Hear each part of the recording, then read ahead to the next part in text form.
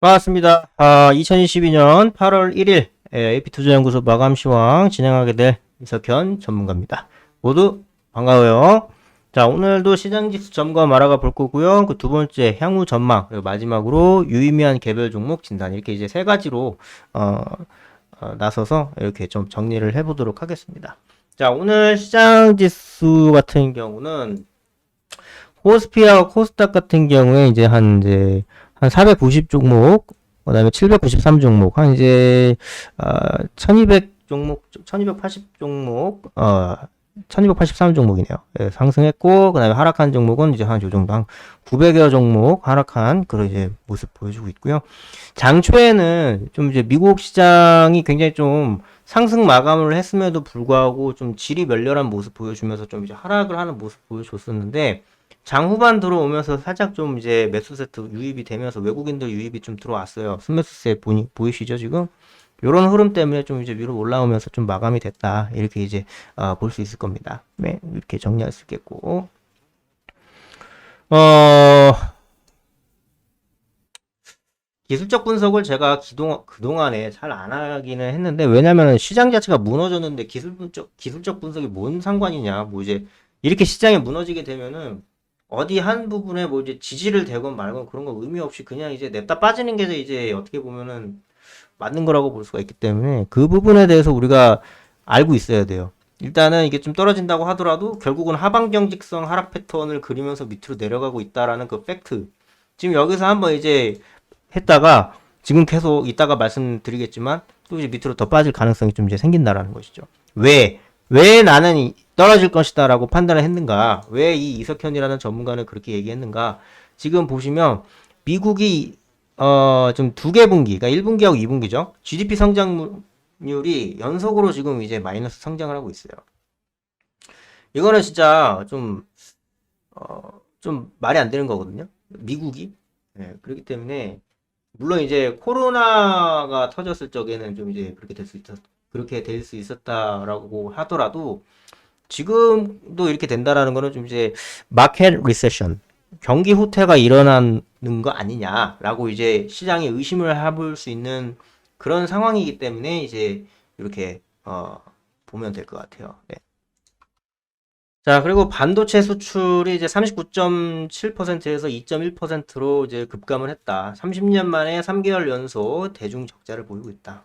그 다음에 여기다가 플러스로 더 칩4. 지금 칩4 참여해라. 칩4 참여를 하면은 이제 중국의 향후 뭐 10년 동안 신규 공장 설립 못한다 뭐 이런 얘기 나오고 있잖아요. 그리고 또 이제 중국은 야, 너네 그거 참여하면은 우리가 쌍수 들고 환영을 하겠냐? 어떠한 방식으로든지 간에 우리는 불만을 표시할 거다. 이런 식으로 얘기를 했죠. 위협이죠, 위협. 그러니까 굉장히 좀 이제 사면 초과에 놓인 이제 윤석열의 외교 그런 어떤 이제 능력 그런 게 좀 이제 시험대에 올랐어요. 그리고 1월에서 7월 무역 적자가 66년 내 최대, 30년 만에 첫 석 달 연속 대중 적자를 보였다. 우리나라의 어떤 이제 대중 수출은 상당한 한 30% 이상, 그러니까 전체 무역 규모에서 한 2, 30% 이상을 차지하는 게 이제 중국이에요. 그러다 보니까 이러한 대중 적자를 냈다라고 한다는 거는 사실상 지금 우리나라가 굉장히 좀 이제 무역으로 먹고 사는 나라인데 좀 큰 문제가 될 수 있는 거 아니냐. 좀 이제 경기 후퇴가 본격적으로 일어나고 있는 거 아니냐. 이렇게 우리가 좀 이제 생각을 할 수 있다라는 거죠. 상당히 좀 이제 위협적인 그런 상황입니다. 그리고 바이든 행정부가 어떻게든 좀 이제 급한 불 좀 꺼보려고 사우디 들어갔어요. 사우디 왕세자가 암살한 거 아시죠? 그 자기 비판하고 이래가지고 막 토막살인했다 뭐 이렇게 추정을 해가지고 굉장히 그 미국이 좀 사우디를 좀 안 좋게 봤는데 그런 사우디를 이제 미국이 그런 어떤 인권 뭐 이런 이제 민주주의 이런 것 때문에 약간 좀 이제 삔또를 상하게 하니까 삔또라고 얘기를 해야도 될지 모르겠는데 심기를 건드니까 어 아예 사우디는 러시아하고 이제 친러 행보를 보이니까 바이든이 이제 그동안 이제 사우디에 대해서 그렇게 얘기를 했지만 야 그래도 형님 왔어 형 왔어 좀 증산 좀 해줘 물론 이제 너희들이 결정하겠지만 근데 이거를 받아들일지 여부가 모른다는 거죠. 예전 같은 경우에는 좀 해줄 수도 있었을 텐데 그죠? 좀 이제 미국의 외교력도 좀 사면 초과에 놓인 게 아닌가. 너무 이제 친서방 정책만 하고 있는 거 아닌가. 중동이라든가 이런 게 굉장히 좀 중요한데 그리고 이제 미국 10년물 국채금리 채권 수익률도 굉장히 좀 이제 올라가고 있다라는 거는 그만큼 좀 이제 안전자산에 대한 어떤 흐름이 좀 이제 생긴다는 거거든요. 이게 되게 지루한 게 아닙니다. 굉장히 좀 이제 이런 걸 알고 계셔야 여러분들 인사이트가 좀 이제 생성이 되는 겁니다. 향후 전망에 대해서 이제 살짝 이제 얘기를 해보자면 일단 지금은 결론적으로 말씀드리면 현금을 보유할 때예요.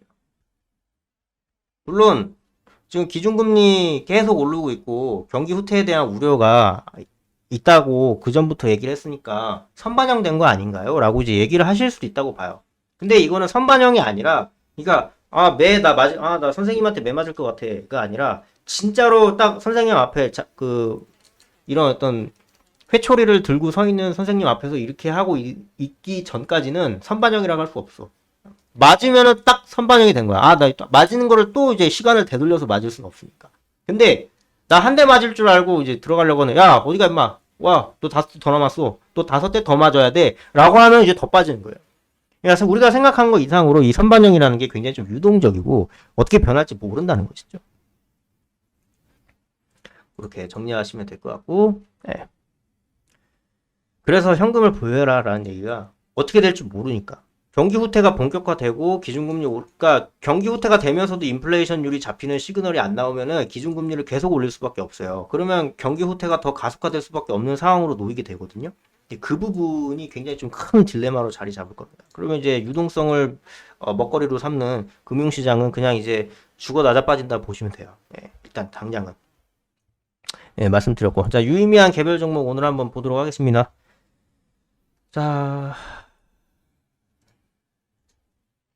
현대바이오랜드가 상한가를 쳤는데 이유가 안 나왔어요. 이유가 없어. 그냥 올랐어. 현대바이오랜드 그러니까 우리가 굳이 뭐 얘기할 게 없어요. 국일신동 이거 흑자 전환해서 올라갔는데 보통 이제 흑자 전환을 하면 굉장히 그러니까 흑자 전환이 대선 테마주 뭐 윤석열 친한 친구고 뭐 정책 테마주 이런 거 다음으로 센 테마거든요. 흑자 전환을 한 거 자체가 이 친구가 이제 기업으로서 가치가 그 전까지 책정된 주가는 기업으로서 실물 가치가 없는 기업으로서의 가치였다고 한다면 흑자가 발생이 됐다라고 하는 것은 이제 기업으로서의 가치도 인정을 받는 거기 때문에 가격이 재조정된다는 거예요. 리밸런싱 된다는 거죠. 그래서 굉장히 좀 눈여겨볼 필요가 있어요. 그리고 성한 같은 경우는 안 나와요. 안 나왔어. 그냥. 그 다음에 제닉 같은 경우도 7초가 없다.